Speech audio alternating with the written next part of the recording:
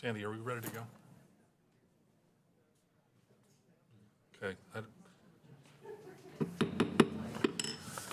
Good evening and welcome, folks in the chamber and the thousands of viewers at home watching us on YouTube, to the August Public Works Committee meeting. All committee members, with the exception of Councilmember Scipio, are participating in person under the North Carolina General Statutes. This meeting is treated as a virtual or remote meeting and is being streamed live. When there is a vote, it will be necessary to take a roll call vote. The committee member will be recognized and state their vote. Please have the clerk call the roll. Councilmember McIntosh. Here. Councilmember Burke. Here. Councilmember Larson. Present. Councilmember Scipio. Present. Okay. Now, there is an item on the consent agenda that I need to recuse myself from. If I could get a motion to recuse to not vote on that, I would appreciate it. Which item? That's sufficient. That's fine. I was wondering if you wanted to handle the other items except for C6, but either way is fine. Let's go ahead and just upfront Okay. vote on me not being able to vote Okay. on that one. So do you want Councilmember Burke then to handle the process? So Oh, I Councilmember see what Burke, you're go saying. ahead. Okay, now let me go do it the other way. Okay. Okay, thank you very much. Okay, are there items on the consent agenda that that members want to pull for discussion? C2, please. C2.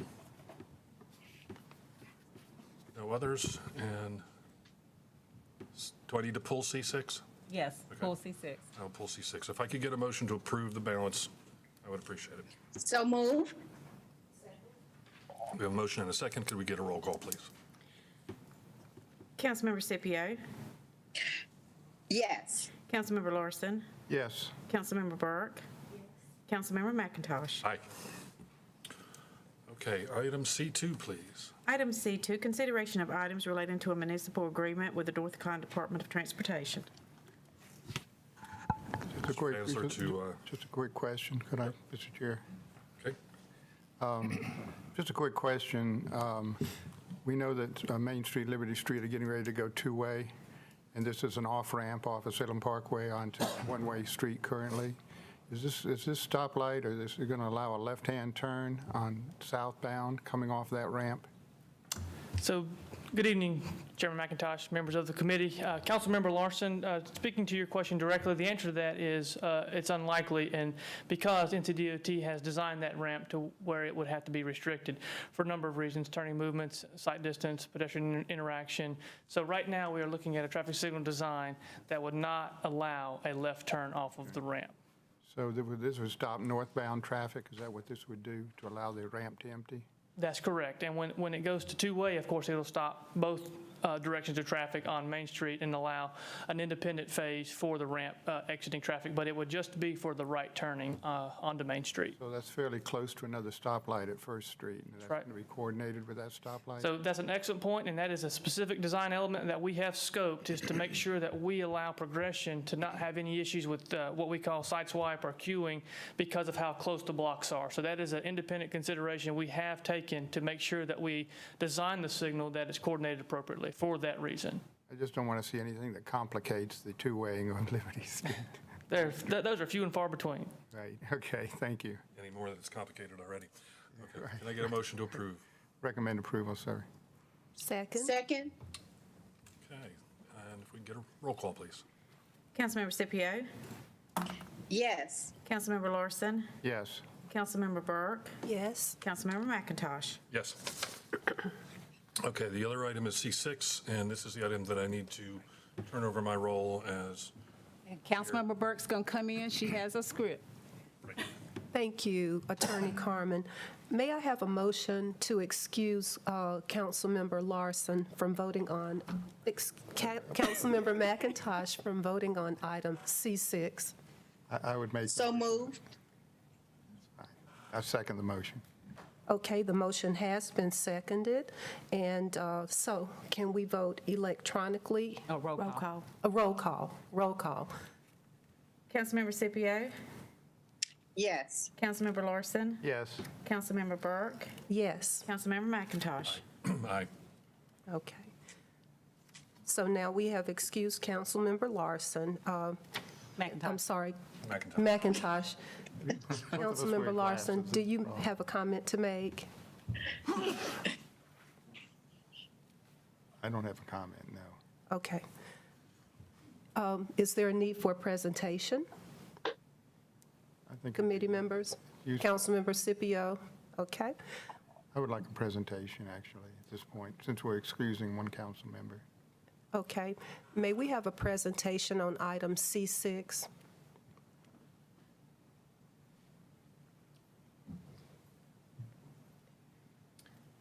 Good evening, Mr. Chairman, council members. Yes, this is just a basic road closure of some unopened right-of-way that has been passed through staff. Utilities and public safety have no issues with this closure. Do we have a map? Yeah. I do not have one currently, but I can get one.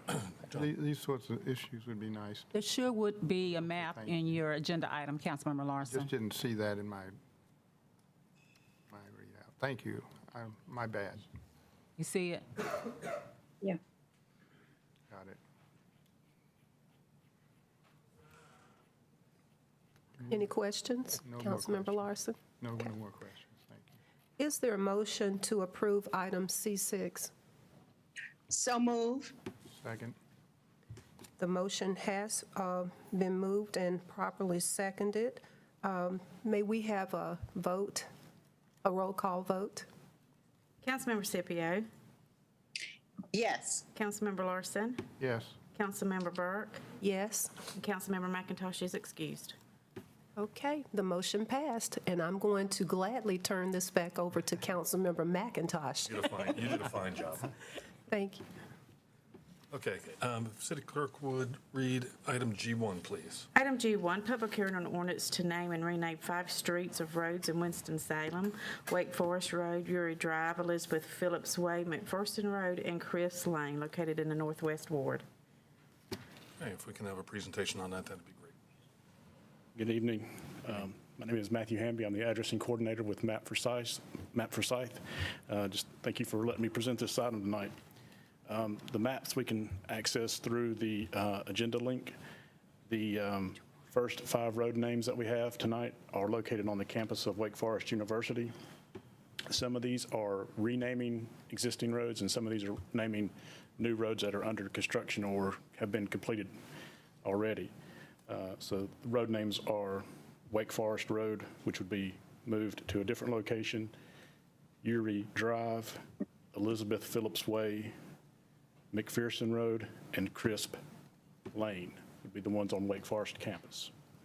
And I can answer any questions you may have about those items. Any questions from committee members or council members? Can I get a little bit of background on, I mean, I've spoken to the folks at Wake, but maybe a little clarification as to why the need to rename some of these roads? Or not the need, but the desire to? They had a audit on campus, and the audit revealed that they did not have address numbers assigned to each individual building. Typically, the way we would do that in any other campus situation, they called us and contacted us about naming the roads and addressing all the buildings and the safety locations on campus that they had. And so we went in, we met with them on their campus. This was pre-COVID. They decided they wanted to name some roads, and it would be easier if the roads were named that access these buildings. So we had been working on it for quite some time now. And they had some construction also going on, which changed some of the road design. And so they wanted to name those new roads also that were being constructed.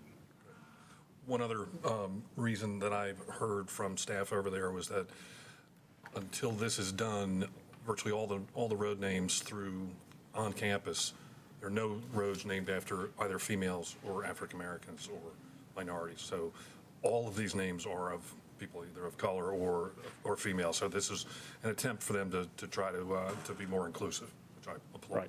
Right. Okay, any other questions? If not, could I get a motion and a second, please? Don't forget it's a public hearing. Oh, okay. So at this point, I need to open a public hearing. Yes. No, you tell me all this stuff up front, and I forget. That's okay. That's why I'm here. All right, do we have anybody in the chambers to speak for or against this? Okay, I will now close the public hearing and ask for a motion. Move for approval. Second? I have a motion and a second. Can I get a roll call vote, please? Councilmember Scipio. Yes. Councilmember Larson. Yes. Councilmember Burke. Yes. Councilmember McIntosh. Aye. Okay, that is unanimous. Thank you. And then G2, please. Item G2, public hearing on ordinance to name 10 streets or roads in Winston-Salem: Alumni Drive, Health Center Drive, Welcome Lane, Victory Circle, Wilson Hall Drive, Success Way, Conference Circle, Rams Pride Way, Rams Lane, and Rams Commons Lane, located in the East Ward. Great, if we can have a So brief also- presentation. Yes, also along the same lines, with working with Winston-Salem State, these are all brand-new road names.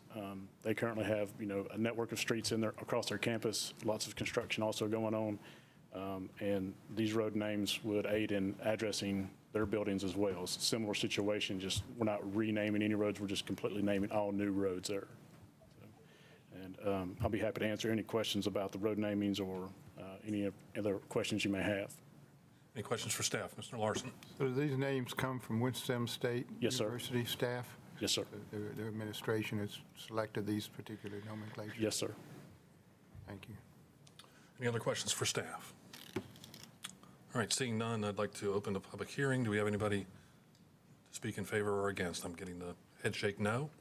So I'm going to close the public hearing and ask for a motion and a second. I move for approval of G2. Second. It's been properly motioned and seconded. If I get a roll call vote, please. Councilmember Scipio. Yes. Councilmember Larson. Yes. Councilmember Burke. Yes. Councilmember McIntosh. Aye. Thank you very much. Appreciate Thank it. G3, please. Item G3, information and demonstration on Winston-Salem collects. Okay, Ms. Poplawski.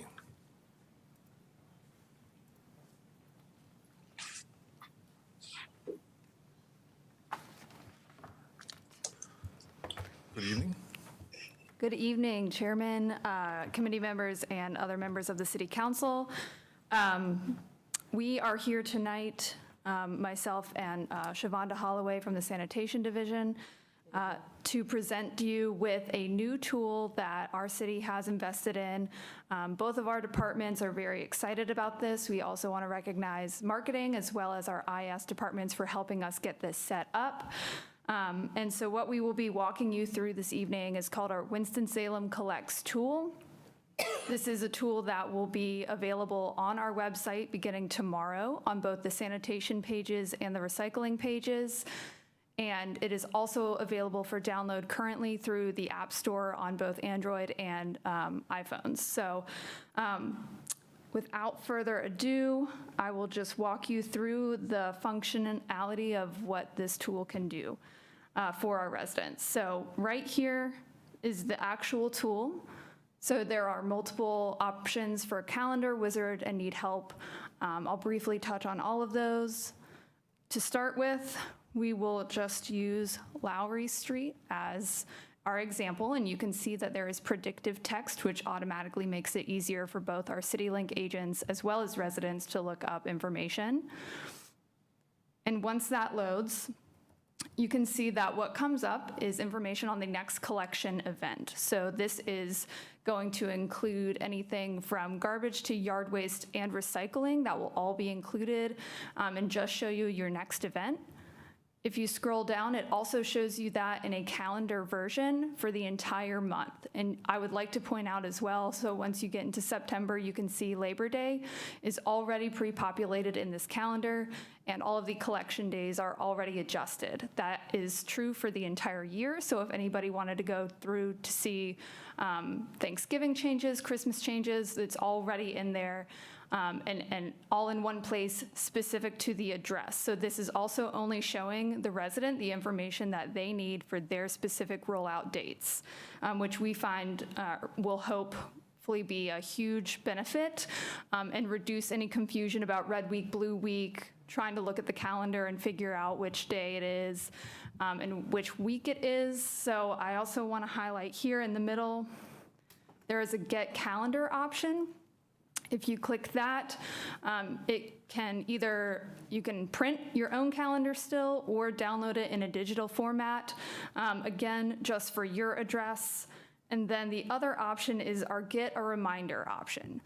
If you tend to forget what day your rollout should happen, you can sign up for these through whatever way is easiest and most convenient for you.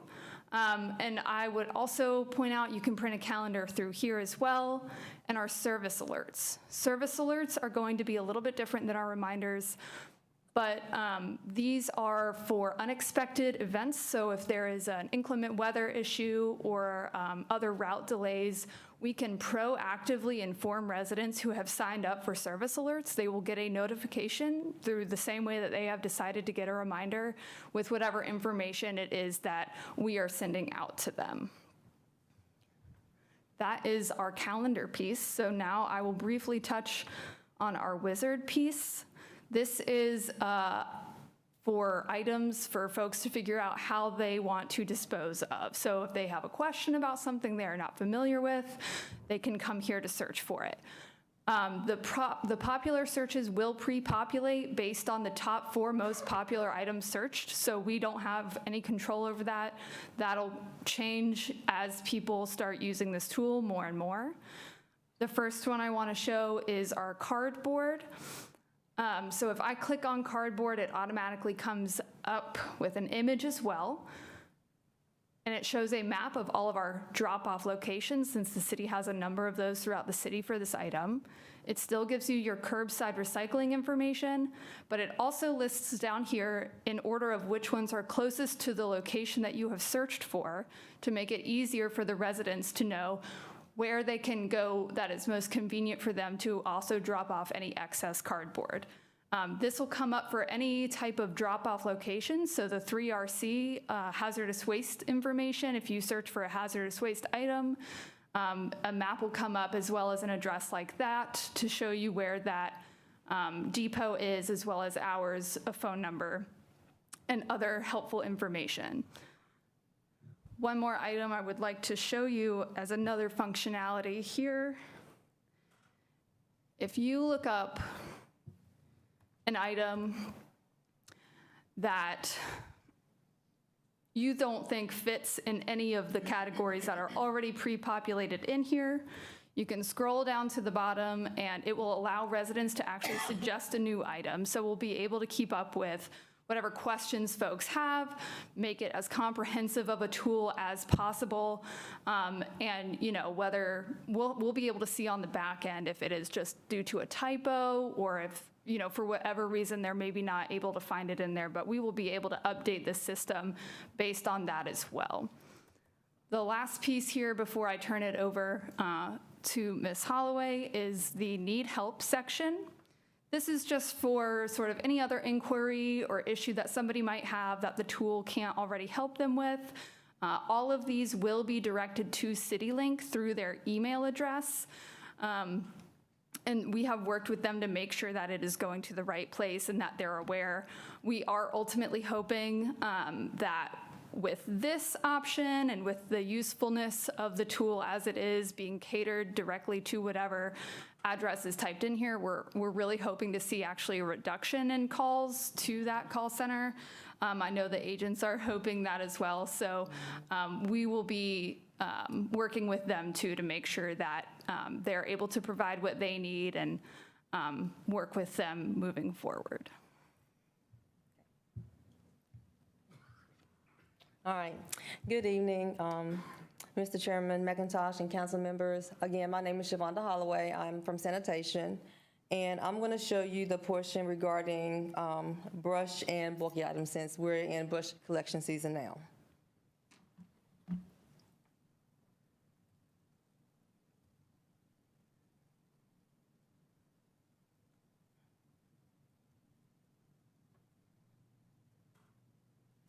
So this piece here just shows you the campaign message that will be going out to citizens that sign up for the service, and it lets them know that we're going to be in their area collecting brush.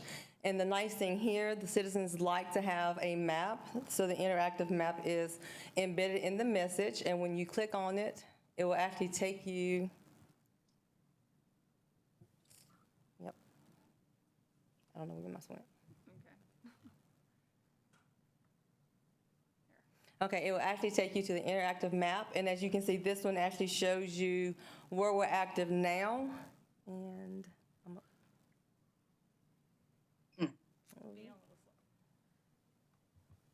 We're working with a slower computer.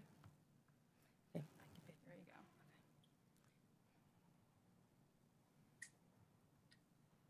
so the same address I typed in on the previous page, I'm going to bring up here.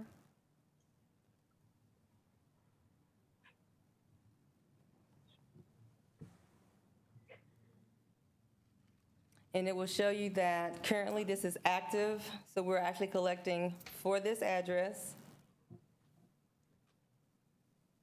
And you'll still have the little pop-up menu, well, the citizen will still have the pop-up menu to see any other information as to when we collected their bulky, which of course is past, but basically they see that this is currently active and we're in their area collecting their brush. So very similar to what they currently use, but just in a little neater visual effect.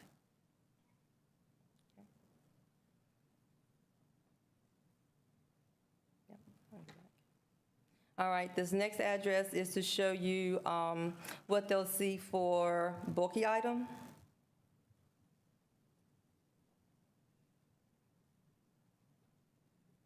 Now this does use the map, the calendar that we showed earlier. Again, it shows you their upcoming collections, but down below in the actual calendar, you'll see that this week is their bulky item collection. Again, this will be utilized so that we'll notify citizens prior to their collection because we have their routes already mapped out. So they'll be able to know in advance, and they can also see when they type in their address if we're there or when we're going to be there. We are not utilizing the leaf collection function yet because leaf season doesn't start until November 7th. So prior to that starting, we'll actually send out the campaigns to let them know too as well. Thank you, and with that, we'll be happy to answer any questions. Great. Questions from council members or committee members? Mr. After Mundy. council members, after committee members, if anybody else. Okay. Go ahead. Wow, this I is have a great. question. Okay, hang on. I got Councilmember Mundy up ahead of you. So Okay. I think this is great. I think people will use it. A lot of the questions that I'd written down, you got to in your presentation. I do know that people hate change. So will the red and blue system go away completely, or will you still use that in mailings that go out when we get that at the We will beginning? not actively be mailing out any information with Red Week and Blue Week, although we have offered to CityLink agents that if they do have a caller or multiple callers where they find that is still a question people are asking, we will provide our CityLink agents that and maybe leave it on the website. But we're assuming that once people can find information tailored to their address, that will really prevent the need for publicizing any red or blue week moving forward. We'll see, and we're happy to be flexible. Right. How about ordering bins if you need to order a recycle bin or anything like that? Is that function in the app? Yes, that's through the need help section. And I think I have one other question. Oh, I know. If they report that their trash didn't get picked up or the recycle didn't get picked up, is there a communication back to them so they know that it'll be picked up later that day or the next day? Or I am not familiar with what CityLink's process is when they receive emails. However, from what I understand, I do know that they do create a service request in the system based on that email. So we are receiving that information. I'm just not sure if there is any kind of response that is automatically sent back by them. So it wouldn't come back through the app. It would come back through CityLink. Correct. Okay, great. Thank you for this. It's really exciting to me. It is. Yes. we are. Councilmember Scipio. Yeah, I like this. This is great, but it really means that people really have to have technology, smartphone or computer to do it. So that just shows that we really got to get a lot of people current. My question is when in the drop-down menu where you say they can get a reminder, a telephone call, is that being linked to CityLink to call people back, or is there a different department that's going to be doing these phone calls? That's a great question. All of the reminders are actually handled by the company that is providing this technology for us. So there is a default script that has been created. And so it'll be a phone call with whatever that script says from the company to whatever phone number the person has chosen to receive that notification. Okay, that's great. And I suspect we may at some point have approved this. Do you know how much this system costs? Yes, it is just around $20,000. I believe it was approved back in March. Okay. Yes. Well, it's really great to see something coming to fruition that's really for our residents. So I'm looking forward to marketing, making a big splash on this so people will get right on board and check their collections. I will be one of the first ones because I've marked my calendar, but I oftentimes forget. Yes, Thank you. even I forget sometimes. So yes, and thank you to our marketing team. I believe we'll start publicizing this heavily starting tomorrow. Yes. Great. Other questions? Councilmember Burke. I just wanted to say thank you. I think this tool is outstanding, and I know that it's going to help Assistant City Manager Taylor with all the calls that I make to you all. It's really going to help. And I will tell you, whenever I have a community meeting, I will stress and emphasize, let's pull out these phones and download the app and go through the process. This will just make life so much easier for our residents. So I really appreciate this. Yes, and we can also, we're happy to provide handouts with QR codes that folks can scan. That's also a major part of what we will be pushing out to the public. Thank you. Just one more quick question. How did you get there from the front page? I mean, what's the sequence to get there from the cityofws.org, the landing page? Yes, so beginning tomorrow, you can either type in cityofws.org/sanitation or /recycling. Either way, you should be able to find it. I know that recycling has a little icon on the very front page, and if you click on that, it does take you to the page with this on there. You know, if folks use any kind of solid waste collection type of buzzword in the search bar, it'll take you to one or either page with this. We tried to put it on, or we did put it on both pages to maximize the number of people to try to capture whatever it is that they're searching for. It'd be great, especially while it's new, to put it on the actual landing page. I guess that's a marketing decision, but just so people are very well aware that it's there. I think it'd be great to be on our very primary landing page. Sure. Councilmember Larson. I'll leave it up to the marketing department to get the word out, but I think it's incredibly important that we get the word out because it has terrific potential for customer satisfaction. Absolutely. The only downside that I see is that once you put it out there in press that things are going to happen, they better happen. And so I guess the question that I give to you and maybe to Mr. Taylor is, do we have the equipment to fulfill the mission that we have a responsibility to do? I know that we're buying some trucks and side loaders. I saw some garbage trucks, I think, to be picked up or to be purchased.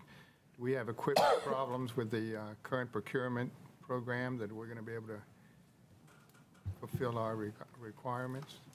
There's a lot of brush on the side of the streets, aren't there? And we've heard about that. And I know what the problem is. I just don't know if we've provided you the equipment you need to get it done. Good evening. Good evening. Chairman McIntosh, other members of the committee and council. Councilmember Larson, this particular application or option for citizens to receive information is more geared toward information and education, as well as giving them the ability to have some assistance with knowing when the vehicles will be there. You mentioned about the trucks and brush collection. Yes, we do have vehicles for brush collection. However, we struggle with the supply chain when we go down. And we're also working to educate residents on putting out quantities of brush that are able to be serviced in a reasonable amount of time. So we have individuals who are putting out basically a small forest at the curb.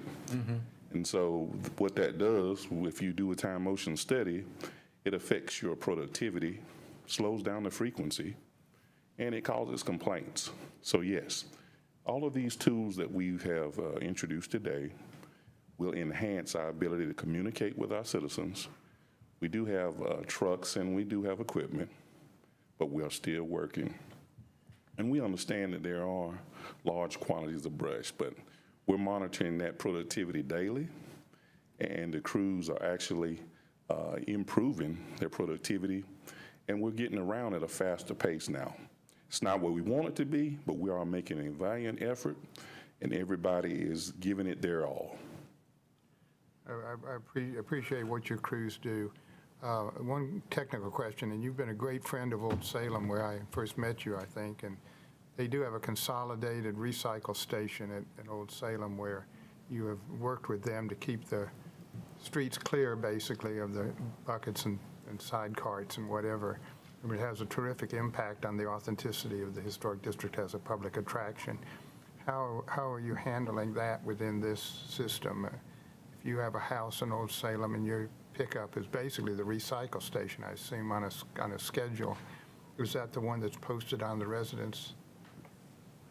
Yes, I'm not certain exactly how the app deals with that, but in Old Salem, those individuals are pretty much assigned to that actual collection point there. They have to bring their recycle to that station, so they make that contribution, but the city does a great job of working with them to work off that consolidated pickup point. And I guess the question is, do they need to know what the cycle is for picking up out of that station? Yes, sir. We'll make sure that that information is available to those individuals. Yes, I'll just add that if it is not already in there, it can be easily added in there, but we have already accommodated for special collections that don't follow the biweekly collection schedule. So I'm not familiar with that exact area in this app. However, I believe that we, thanks to, again, our recycling coordinator with his very detailed knowledge of the program, that it has been accounted for. No apologies needed. I'm just very enthusiastic about the cooperation the city gives to Old Salem to allow that to happen so that we can maximize the appearance of the district authenticity. Thank you. Yes, sir. Thank you. Councilmember Burke. I have one additional question. It might not be possible. I do know that we have a lot of concerns when it comes to brush collection and what we are able to pick up and what we're not. And it seems that we do need to educate our community members. Is it any way possible to add some graphics to this application, some graphics that will show what we can pick up as well as what we cannot pick up, and how to discard brush that we're not able to help with? The answer is yes, and staff will work on that. Thank you. You're welcome. Great, thank you. I'm very much looking forward to this. I think we all recognize that one of our most difficult challenges as elected officials is communication. I have come up with boilerplate responses to brush and dandelions and other things where when you get information to the public, they look at it and they go, okay, I understand. But when they come at you hot and heavy because they just don't get what the situation is, I think this will go a long way towards taking the load off of 311, off of CityLink, but also making the public aware of the challenges and the opportunities that we have and how we deal with them. I know everybody under 40 will pick this right up. The rest of us, will probably stumble a little bit. I would highly recommend that we link to a YouTube video. Marketing has actually already created one that shows you exactly how to use it on your phone. So that'll be part of the rollout. Great, because we all learn from YouTube these days. Yes. And so having a step-by-step walkthrough on that, I think, will be will be excellent. This is an ideal expenditure of not a lot of money to, take our technology up a notch, increase our customer service. This is a win-win. I'm really impressed by this, so thank you all. Thank you. Thank you. Thank you. Okay, brings us to G4. Item G4, presentation on current status of the priority pedestrian improvement and sidewalk projects funded by various obligation bonds.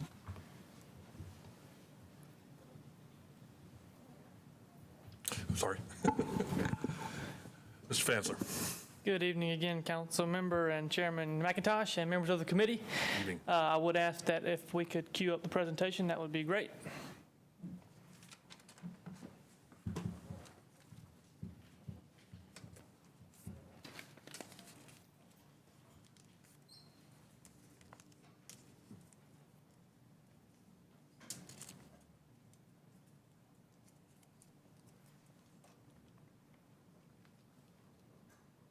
Thank you very much. So good evening again. So I'll be brief in my remarks, but I just want to remind everyone that we started this journey of these priority pedestrian projects. It goes back, really, this conversation started late 2018, where staff was charged with developing a list of projects that qualified for improvements through a couple different avenues. The biggest one being fatalities or serious incidents where we had a pedestrian unfortunate accident. So that's how it started. And then the list grew additionally regarding repeat offenders as far as requests for improvements or staff vetted identified need based on pedestrian demand.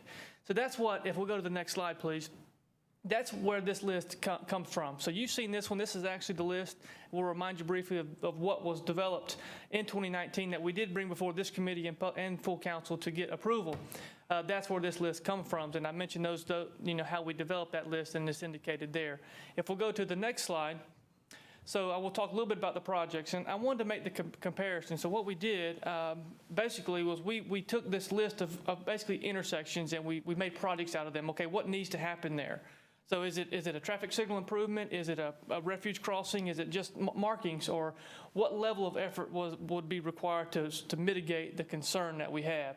And so that was a big initiative that staff took on to go. You see the number of intersections of what really needs to take place there. So that was a heavy lift that we embarked on to develop this project. And so if we go to the next slide, we make the comparison. Basically, we took the list and we're just showing City Council that what we are doing here is taking the same list and we're making the same list mean something to DOT folks in terms of actual project and construction terms. So that's what we've done. So next slide, let's talk about what we've done and the money. So what's shown in green is basically to date what has been completed by staff. We spent about just over $1.3 million at a number of these unique locations. And since this presentation was developed, so really recently, we've also completed item number 25 at New Walkertown and Jackson, where we've updated that intersection to include pedestrian signals across New Walkertown Road. So that is another one that even since this presentation has been developed, we have completed as well. I want to pause here and just mention that you notice that there's a priority through here, and I want to mention that because all of these projects are priority, but we can only work so many at a time. And there's a lot of nuances that goes into this, contractor availability. And I pause to say this, we started this as an effort where we try to bid these projects out, and it was tough because of the scale. There's a lot of little details, but these are not grand scaled projects. They're intersection specific projects. And so there's a lot of trade specific. You could have concrete, signal, marking, all different elements of trades. But again, it doesn't equate to a lot of dollars. So we bid a couple of these out unsuccessfully, and so we dropped back and punted on that and said, let's think about this more comprehensively. And we went an on-call contractor route where we've had great success. And we've change ordered that a number of times. We keep it open contract. It's an extendable contract, and we've been able to knock these projects out going that avenue, and we've had much better success doing so. So next slide, please. We'll just go through the process of how we build these, okay, and what goes into it. And you've probably seen this before. So we developed a master list. Of course, that's done. We went through the City Council approval. You guys have vetted this list and have approved that, and that's what we've also gone through. We've hired the on-call contractors. I mentioned the struggles we had originally in letting these as independent projects. And then cost estimation, budget allocation, prioritizing the projects, all that is just back-end work staff has taken on to make sure that we understand what order, priority, and where the money's coming from assigned to each trade to build these projects.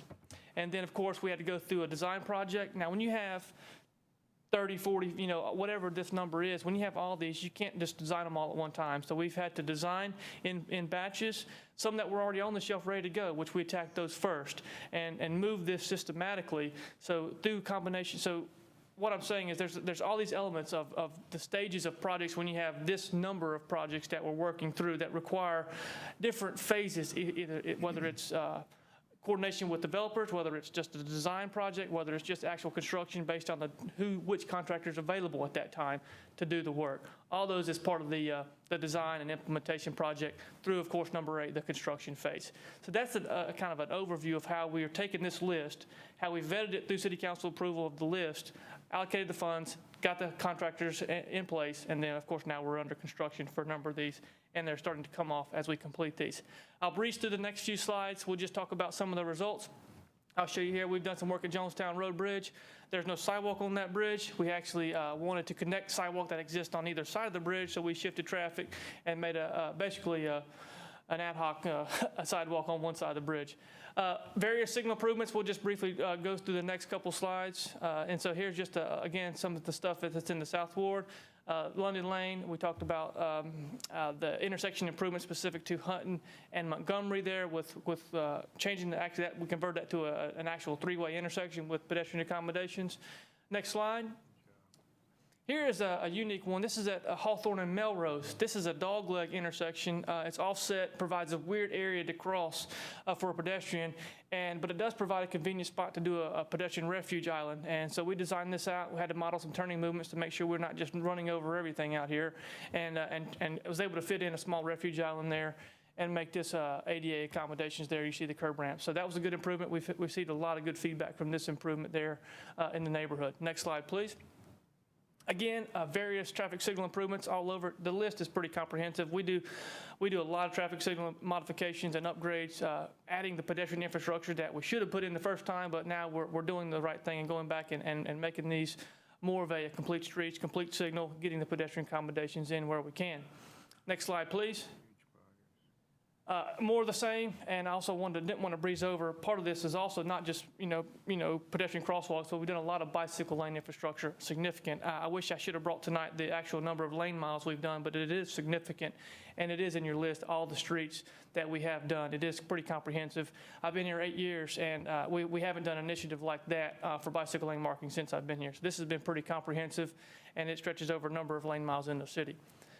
So I'll pause there, and before I switch gears, I may ask the chair if there's any questions related to the pedestrian projects. I'm going to switch gears to some sidewalk projects. So if it's okay, is there any questions about that before I switch gears? Committee members or council members, any questions on this portion of the presentation? Noticeable. Great. No? Thank you, Mr. Chairman. So now if we'll go to the next slide, I'll switch gears and we'll talk a little bit about a different category altogether. And I say that because they're funded differently. These are basically, the item before you is basically various obligation bonds, and these are basically our 2014, 2018 general obligation bond packages that went out that allocated the funding for these projects here: Fairlawn Drive Sidewalk Project, Barbara Jane Sidewalk Project, Size Creek Parkway Sidewalk Project, the University Parkway, Robin Hood, Griffith Road, and of course the Polo Road Sidewalk Project. So I'll briefly go over those and tell you the status of those projects. Then I'll be happy to answer any questions that you may have. So if you'll go to the next slide, please.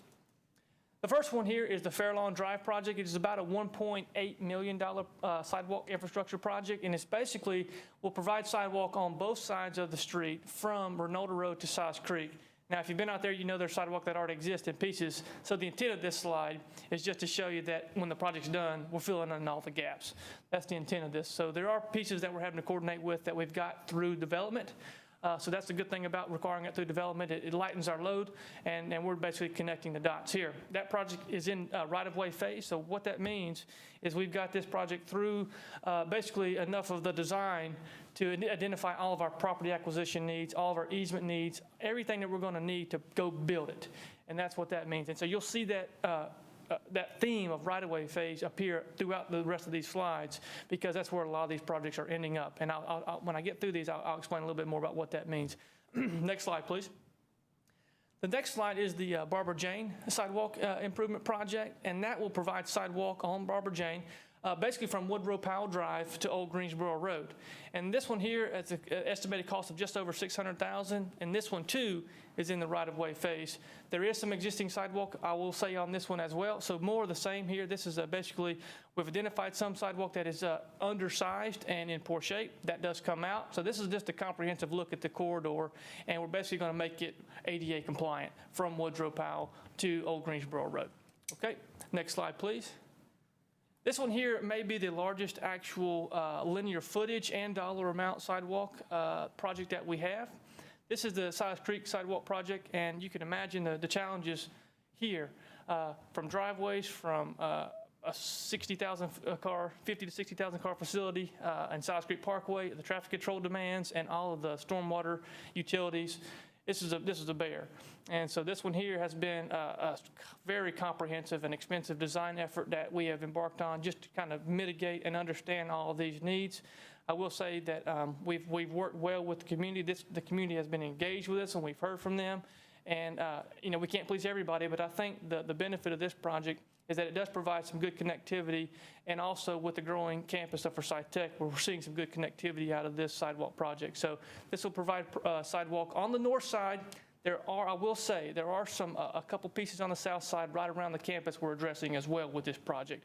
It's just complicated with a project this size, a map this size, to put into little dots. It may get confusing, but basically from Drumcliff all the way over to Laughlin Avenue is the limits of this project. And I will mention there are some traffic signal improvements. We just don't want to put sidewalk in and they can't cross to Forsyth Tech or whatever else they may be going. There are significant transit accommodations on the other side of the street, and so we are doing some PED signals, traffic signal modifications to include pedestrian signals at both Miller Street and at Everett. So that's also included with this project. Thank you. Next slide, please. So the University Sidewalk Project basically will provide sidewalk on the west side of University Parkway from Robinwood Lane to Chatelaine Drive. And this project is about $730,000. It's not a very long project, and there is already curb and gutter. The estimate is basically there are some issues with easement and some utilities that we're having to work around that may drive that cost a little bit, so we're monitoring that pretty closely. But again, this one is in not quite right-of-way phase. We're still in design with this one, and we're right knocking on the door to being able to wrap up enough design to put this out into our real estate folks to start acquiring a few easements. We just need a few easements there to build this project. Next slide. This one is the Robin Hood Road sidewalk there. This is our smallest sidewalk project regarding the linear footage. It will basically provide a connection from the Speaks Farm that road there over to the access to the Greenway system, And it also includes, not pictured here, it does include a pretty comprehensive crosswalk to get them there. We're actually having to coordinate that improvement with NCDOT. This is an NCDOT street to really over-design that because of the speeds that we see on Robin Hood Road. So you're going to see a lot of treatments go in there to safely get folks across that street, because the goal there is to provide access to the trailhead there. Next slide. Griffith Road sidewalk, this is one of our larger projects. You can see the dollar amount there, almost $2 million. We'll provide sidewalk from East Kenmore Drive to the south and then going north all the way up to Burke Mill Road. This is another one, and if you're familiar with this area, if you ride down Griffith Road, you see the road kind of does this thing where we've got some improvements with developers, and then the road's still at 11 or 12-foot lanes, 2-lane road in some places. So not only does this project just include sidewalk, it includes curb and gutter and sections of widening to make a uniform cross-section. Otherwise, you'd have a sidewalk that did this. You'd have curb and gutter that didn't make a lot of sense. So in doing that, there's a lot of drainage implementation, a lot of design efforts to make that uniform and consistent to get a product there that can work. So we'll mention that. Next slide, please. And I think the last sidewalk project of note tonight is the Polo Road sidewalk, and I will say pedestrian improvement project. Now, all of the previous sidewalk projects I mentioned have some piece of federal funding tied to them. Okay, so we're running those through NCDOT and basically what we call an LAP, a locally administered project, and there's a whole process for that. This one here is completely funded by 2018 bonds, city money only. And so this one here is a very comprehensive. You can notice the dollar amount at just over $3.6 million. Not only is it sidewalk, but it includes significant efforts regarding improvements to the intersection of Wake Drive, Rantham Road. We're doing some curb alignments. We're doing some traffic calming measures. We have refuge crossings at three locations, and then about 500, between 500 and 1,000, the number's leaving me right now, of concrete median that goes in there at Long Drive. That will restrict access and then really concentrate where pedestrians cross. But it's a comprehensive improvement. I will mention this briefly. This is phase 2. A number of years ago, we completed phase 1, which basically provided the bicycle and pedestrian accommodations from Indiana to University. And this one takes it from basically University over to Wake Drive. And so this will be one of the few streets, I think, in Winston-Salem that we're basically going to have, not fully there, but really close to what we would call a complete street. We're going to have bicycle infrastructure, pedestrian infrastructure. We're going to have separated facilities, and I think this will be a good comprehensive corridor as a test of scale that we can model and use as a guide as we do this, look through this in other places. So with that, I've said a lot. I'm happy to take any questions. That's a lot of information and a lot of projects, a lot of effort. But I commend this committee for allocating and fighting for those funds to do it. So I'm happy to take any questions. Thank you. Questions from council members or committee members? I have a question. Councilmember Scipio. Mr. Fancer, thank you so much for this presentation. On the maps, it looks like on some of them, I see the sidewalks seem to be on one side of the street. On others, I'm not clear about whether it's going to be on both sides of the street or just one side. On Barbara Jane Avenue particularly, the sidewalk is currently on one side of the street. Is the plan to put a sidewalk, to redo the one side and add a sidewalk on the other side?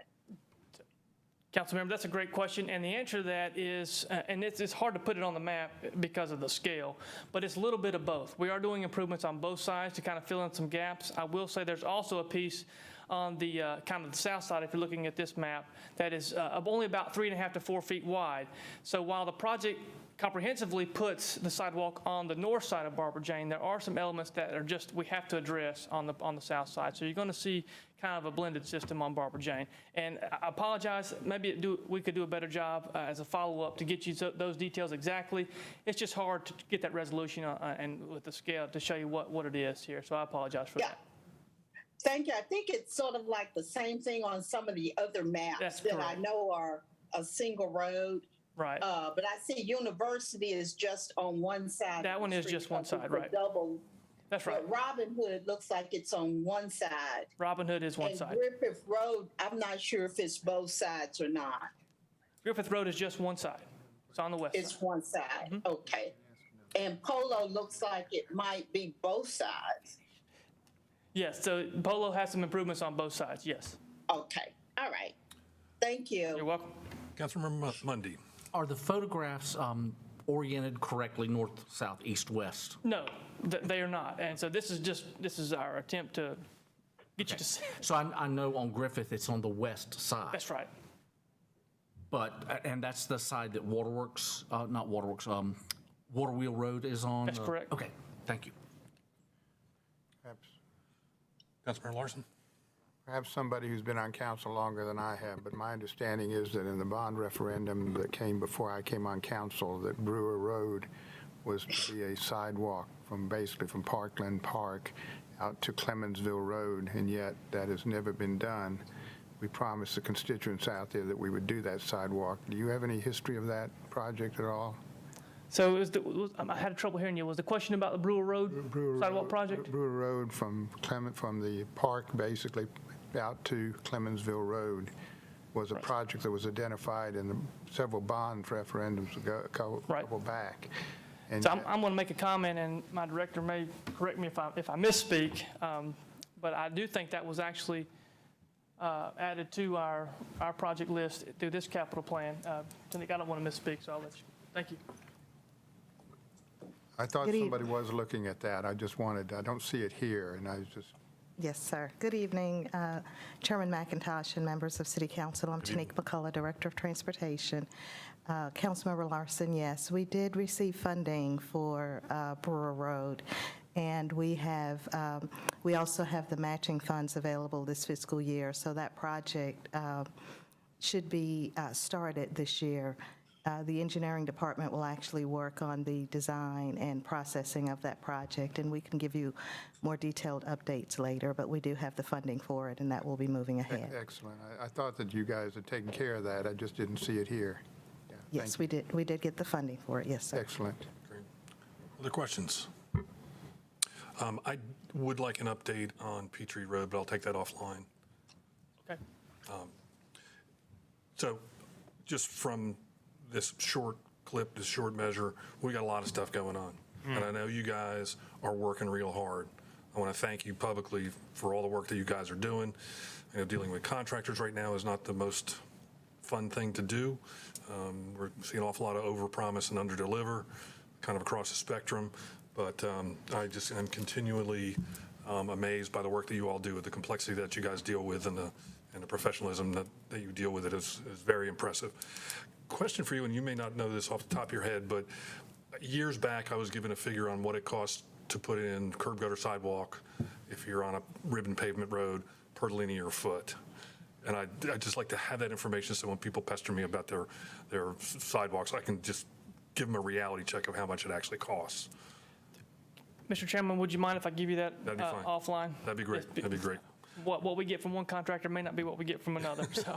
And just some ballpark average. Yeah, we have it. I just want, No one ever holds me to it, but it's just kind of a nice thing. and what I told you, 12 months ago, you know the story. Right, exactly.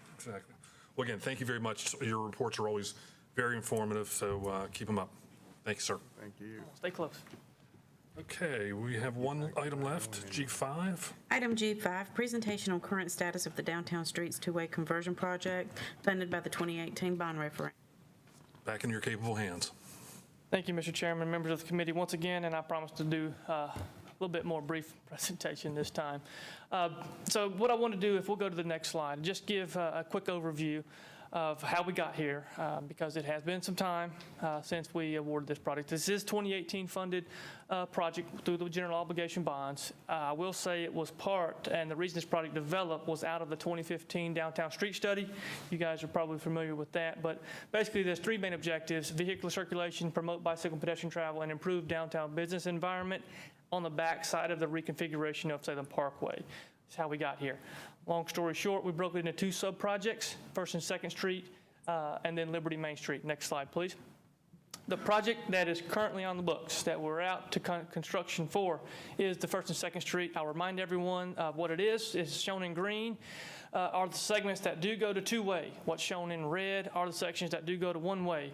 And I've made many presentations as to why that is the case. Maybe not the case for tonight's meeting, but we just basically are not doing the entire First and Second Street into two-way for traffic capacity reasons. Next slide, please. Here's just a more of a pictorial representation of what I just showed you. That shows you basically the improvements. Basically, First Street will remain the key avenue out of town. Second Street will remain the key avenue into town. If you're coming from the ballpark area at Peter Street Parkway, I highlight the yellow center line here because I think it does a good job showing you where the segments will be two-way. Okay, that's just a pictorial representation of what that would be. Next slide, please. Again, here you can see a couple blocks there around Cherry Marshall that are not going to be two-way. This is, again, just they're very, very short blocks, and that is one of our key avenue, our key corridors. And so we just need the capacity. So we have multiple lanes in one direction just to stack the amount of traffic needed. That's why those are not going. And just want to show you there, this is overlaid with the Liberty Main project we'll talk about briefly. But again, if you see yellow center line, and that's where you're going to have two-way traffic, okay? And then, so next slide, and there's words here, but I'll just talk a minute about, okay, what's going on. So this project has been on the books. We've been under construction for some time. So I'll pause and say the biggest piece of this project committee is the traffic signals. And so we always think about, well, we're going to see yellow center line and going to resurface the roads, which we will do. But the biggest element is traffic signals and the burden that has been. And so when I talk about current status and where we are, that's what we're trying to do. We're trying to work with a couple of avenues. One thing I'll mention is that the traffic signals are not owned entirely by the city of Winston-Salem. They're actually Duke Energy traffic signal poles. So we throw in a third party to this mix, which has been a terrible challenge, accompanied by not only staffing issues on their part, but supply chain issues. What used to take 6 and 8 weeks, 48, 52 weeks, and just a significant burden of pole vendors, pole suppliers, manufacturing, shipping, and then all the approvals throughout that process, the engineering efforts.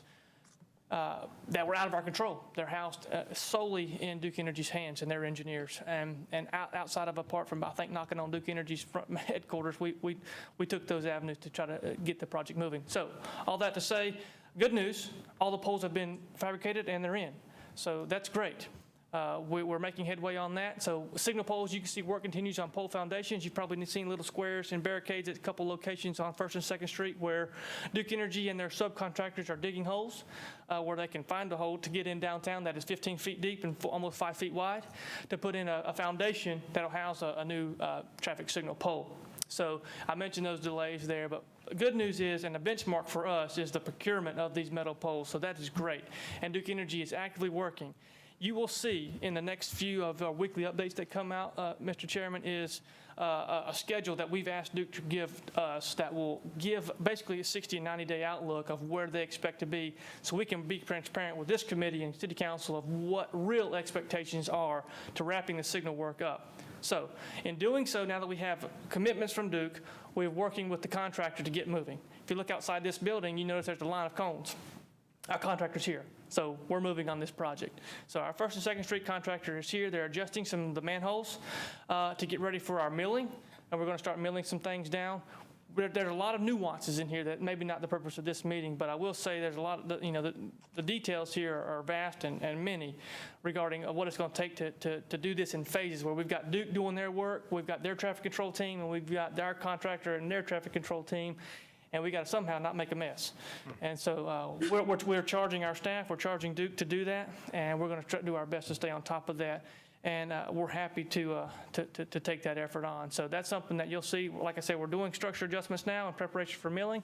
You'll notice on here, and maybe it might be the next slide, where we talk about, so we expect to start resurfacing this month, and our contractor's committed to that. We made a commitment to try to get the 1st Street in better shape, and we're trying to uphold that commitment.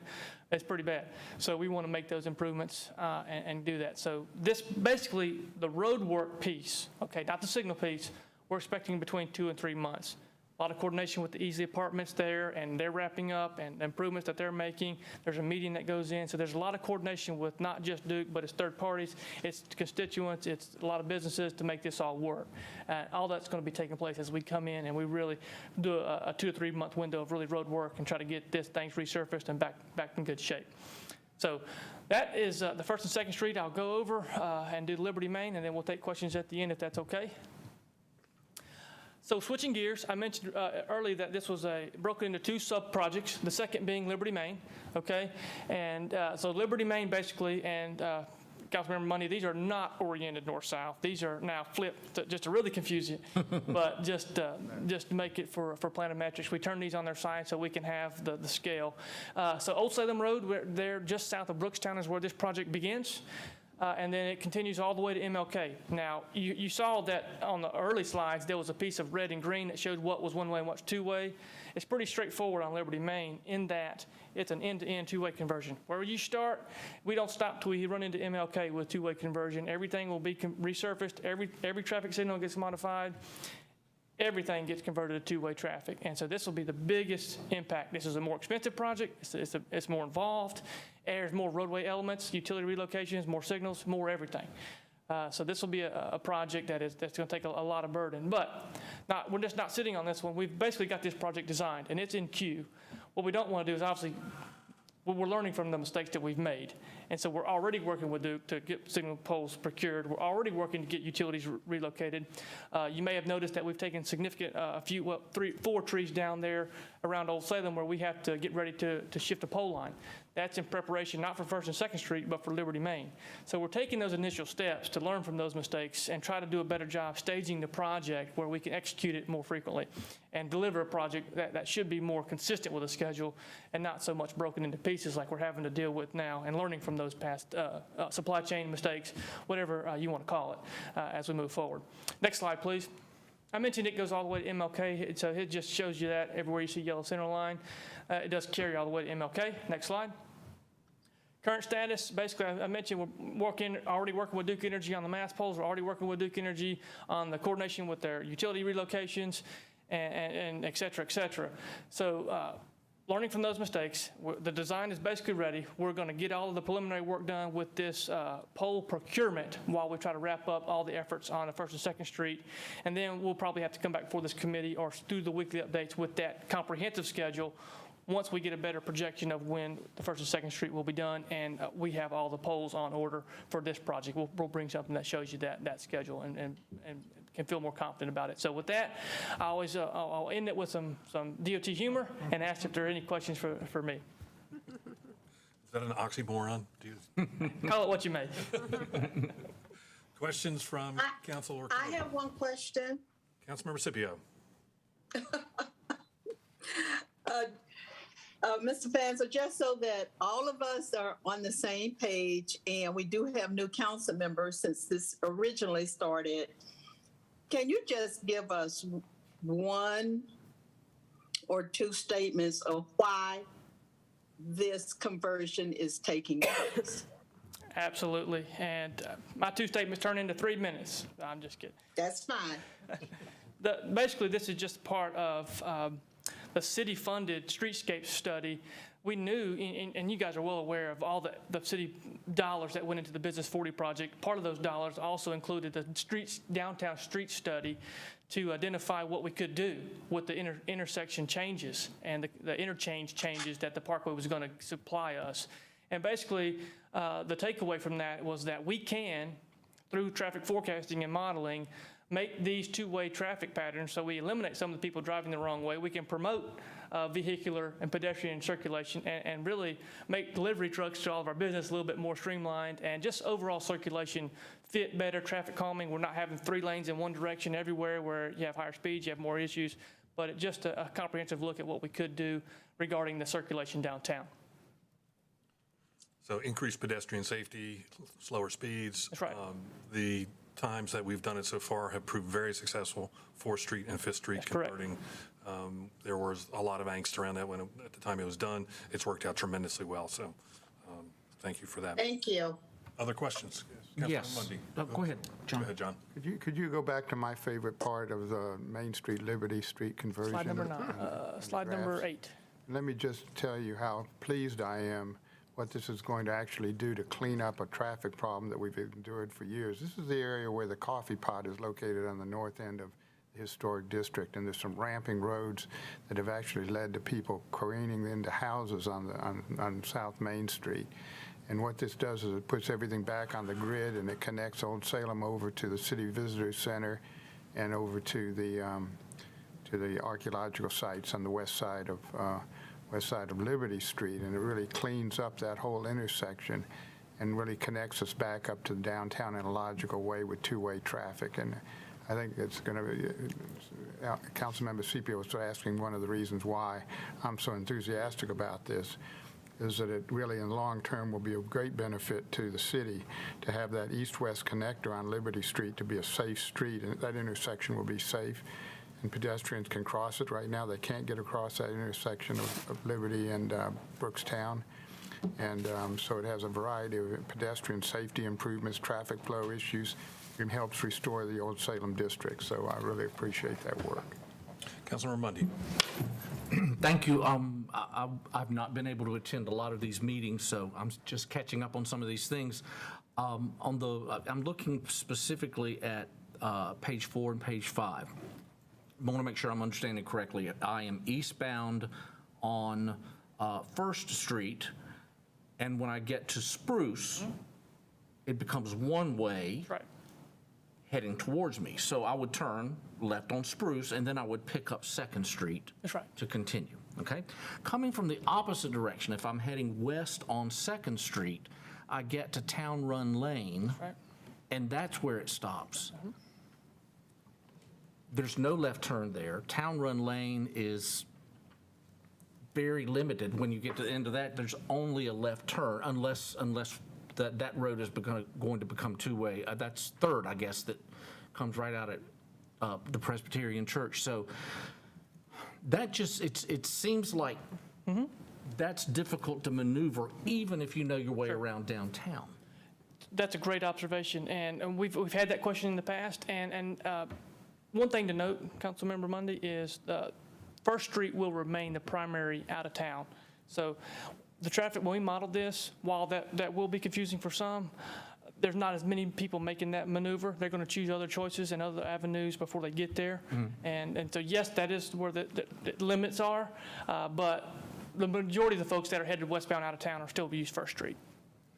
Any change on 3rd Street at all planned? So thank you for that, and 3rd Street is included, so the pieces there that connect all the way over between Town Run and Liberty, yes, that is included with the Liberty Maine project, and that's a good comment, and I apologize for breezing past that. That was something that you guys brought up a number of years ago when we started this project development, and we did include that with the project, so good note, yes. And will this happen before construction is complete and everything is moved out for Callidium? I'm just thinking, will there, even if you turn on Town Run Lane, can you get out?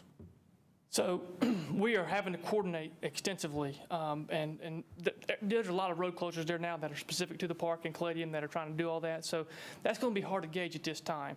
But we approve road closures. We approve that coordination. So yes, certainly we're aware of our project, and so there'll be some coordination that we make sure we can accommodate that. Okay, I'll trust you. Question.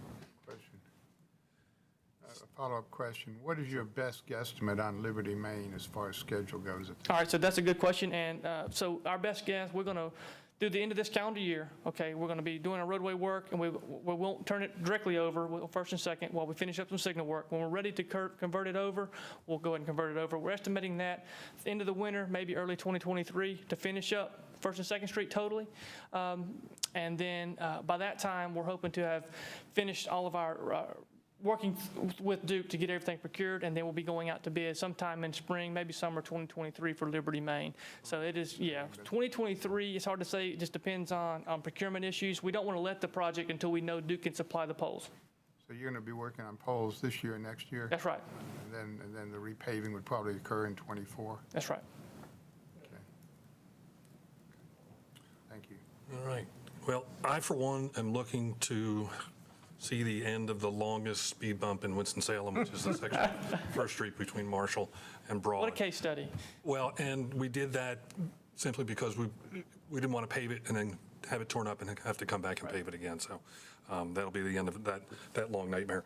So during the 2015 process, I know Councilmember Larson was very involved in a lot of those discussions, as was I.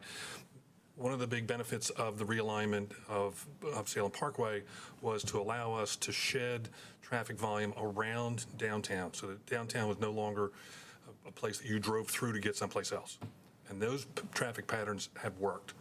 So it's allowing us to take these further steps that will lower speed and continue to push people to other options versus driving through neighborhoods. And it's something that I have longed for since the 80s over in the Holly Avenue section. It will really make that neighborhood much more pedestrian, much more neighborhood-like feel. So thank you again. I know there are tons of moving parts in this project, so my hat goes off to you. I really respect the work that y'all are doing to bring this along. It's been slower than anybody would like, but I don't lay that on staff. I mean, I know that many of these pressures are coming from outside. And thank you all for responding and keeping the wheels on and keeping it move forward. So thank you very much. Thank you. All right. Anything for the good of the order? In that case, we stand adjourned. Good.